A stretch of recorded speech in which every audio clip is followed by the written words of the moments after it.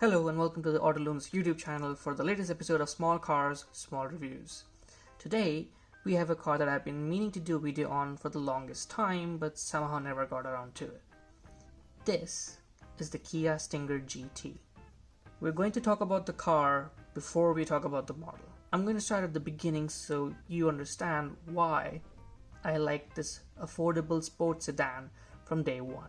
I make no attempt to hide the fact that I have a soft spot for fast four doors. When the Stinger GT surfaced online, it immediately caught my eye as a more affordable, fast sedan than the usual BMW or Audi or Merc. I was aware of the Kia brand beforehand, even though it wasn't around in my country of residence at the time.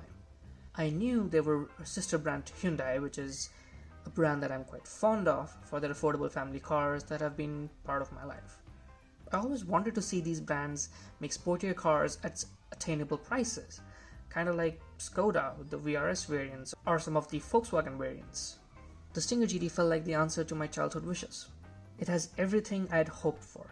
It looks brilliant with an aggressive front end and a notchback shape at the rear that is in between a typical sedan and an estate. This was unlike anything I'd ever seen from a Korean brand before and predated the production spec Hyundai N series, and the Hyundai Genesis products were just not that great in comparison. Under the hood, the Stinger GT packs a 3.3-liter twin-turbo V6, churning out 365 horsepower and 510 Nm of torque.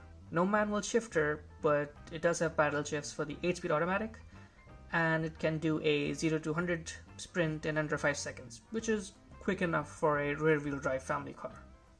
There is an all-wheel drive variant as well if you really want the extra handling.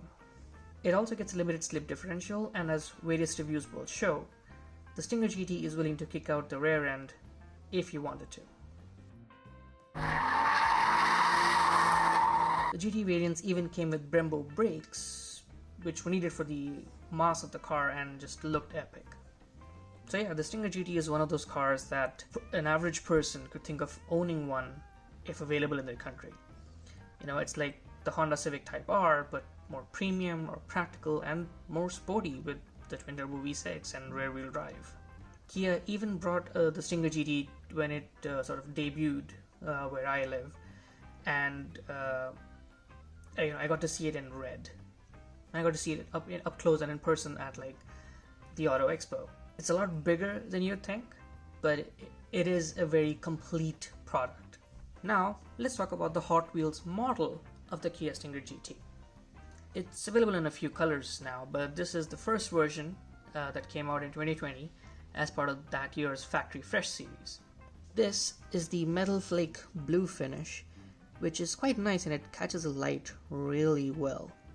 It also has the large sunroof that stretches from the windshield to like the middle part of the roof, which gives us a better look into the cabin. I'm not sure if you can catch it on camera, but it does add that extra detail into the cabin visibility, even though it has like these tinted windows.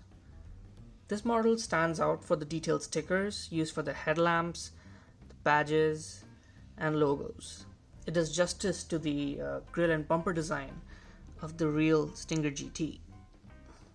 In terms of the shape and the mesh-like detailing for the air vents and the grills. The added details like the hood vents, which are inserts and not just stickers, and these vents behind the front wheels for the air curtains just add so much more and just elevate this from a average Hot Wheels mainline model.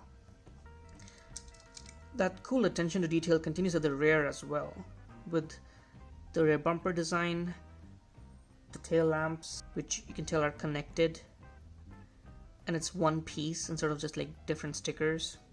It even has a number plate which has the insignia of the Stinger series and the Stinger marquee badging as well. So yeah, like, these are just like really great details. They didn't put any like noticeable exhaust tips. You can just about catch them at the right angle. I think it's a good design call by the designer of this model, Lindsay Lee, the Hot Wheels designer, because sometimes exhausts that are hard to spot are better than ones that are just sticking out and don't look that good because of the design constraints, scale, and budget. As a Hot Wheels model, it is definitely a mainline worth collecting.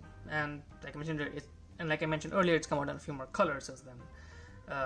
The silver came out with this, but 2021 we got 2 more metal flake finishes, red and black. The red looks really sporty, but the black is like that sleek, sleeper look, which also suits the Stinger GT quite well. But because this was like sort of the debut version in the Hot Wheels series, I've grown quite fond of this blue finish.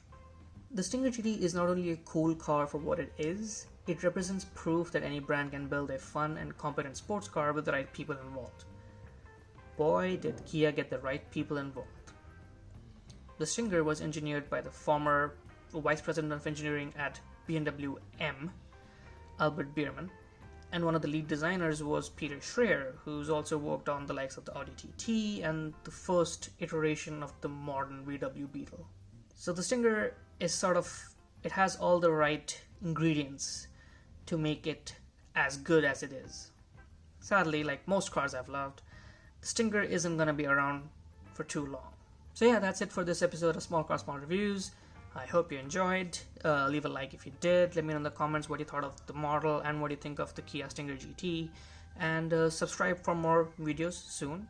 Also check out the Autoloons blog, link in the description, for more frequent automotive content and Formula One content.